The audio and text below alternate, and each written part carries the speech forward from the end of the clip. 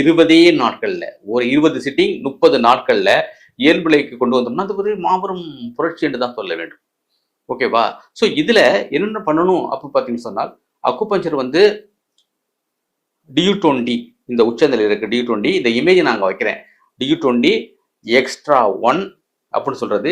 இது HJ20 இதுக்கு நேரம் அந்த கம்மல் இருக்கு இல்லையா, இந்த கம்மலுக்கு நேரா இங்க வந்தீங்கன்னு சொன்னால் LI18 இந்த காப்படி வைக்கிறோம் GB21. ஓகேவா?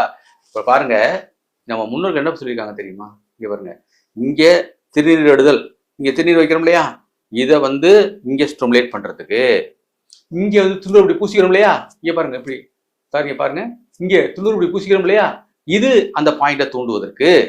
ஓகேவா? இங்க குட்டிக்கிறோம் இல்லையா, இதை துண்ணுற இங்க குட்டுறதும் அந்த அந்த புள்ளிகளை தூண்டுவதற்காக தான். அந்த காலத்துல நம்முடைய முன்னோர்கள் நம்மளுக்கு தெரியாமையே சில விஷயங்களை சமயத்தின் பெயரால் கடவுளின் பெயரால் நல்ல விஷயங்கள் சொல்லி கொடுத்துருக்காங்க.